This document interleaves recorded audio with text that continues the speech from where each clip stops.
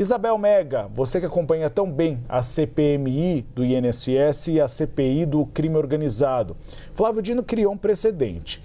Não se pode aprovar em bloco, pelo olhômetro, como ele disse. É preciso que haja aprovação de requerimento por requerimento. Isso faz com que aqueles que já tinham sido aprovados tenham que passar novamente pela peneira das comissões parlamentares. Oi, Uribe, boa tarde para você. Tainá de volta aqui do nosso ladinho. Boa tarde para quem está com a gente também do outro lado da tela. É mais uma decisão que irrita muito o comando dessas comissões. E não custa a gente lembrar que o próprio ministro Gilmar Mendes já tinha adotado uma decisão anterior também em relação à quebra dos sigilos de Lulinha. Por que eu trago essa memória da semana passada? Porque quando os ministros no plenário virtual foram analisar essa situação do Lulinha, de outras quebras de sigilo lá da CPMI do INSS, o ministro Gilmar Mendes foi lá e pediu um destaque.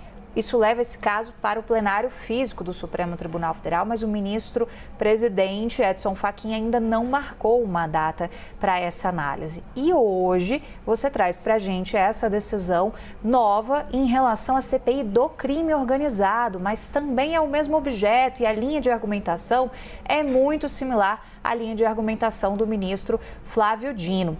Dentro do Congresso Nacional, eles meio que já tinham se entendido em relação a isso e até com uma certa unidade, porque lembra que no caso do Lulinha, o próprio presidente do Senado, Davi Alcolumbre, foi no plenário e deu uma justificativa defendendo a decisão da CPMI e da INSS, isso contra, inclusive, o que a base do presidente Lula esperava. A base apostava no contrário, que Davi pudesse dar uma decisão contrária à CPMI do INSS.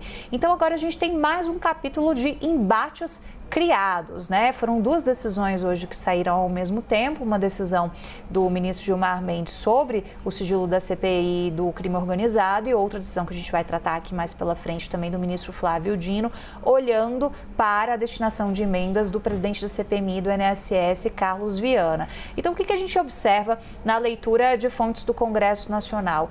Que o Supremo está reagindo também, está querendo dar suas cartas, porque neste momento a gente tem algo maior pairando sobre todas as instituições, que é o caso Master. O Supremo está sangrando com isso. A classe política está sangrando com isso. Querendo ou não, o Planalto tem potencial também para eventualmente sangrar com isso.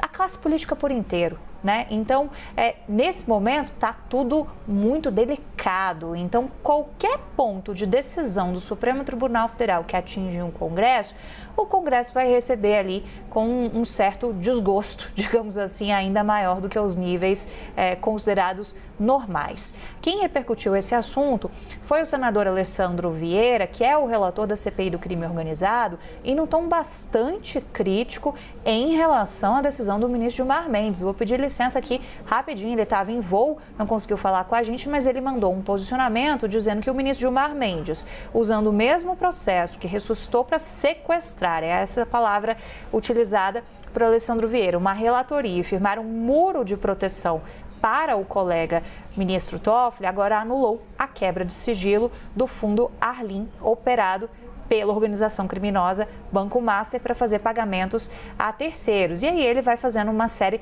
de alertas, diz que infelizmente isso não é uma surpresa e que tinha feito alertas também no próprio plenário do Senado Federal. Então, um pouco da repercussão que a gente vai sentindo em relação a mais essa determinação. E sempre bom lembrar, ainda estamos aguardando qual vai ser o resultado do plenário físico do Supremo Tribunal Federal sobre outras quebras de sigilo lá da CPMI do INSS e que a gente teve essa movimentação de levar para o plenário físico justamente por uma ação do ministro Gilmar Mendes.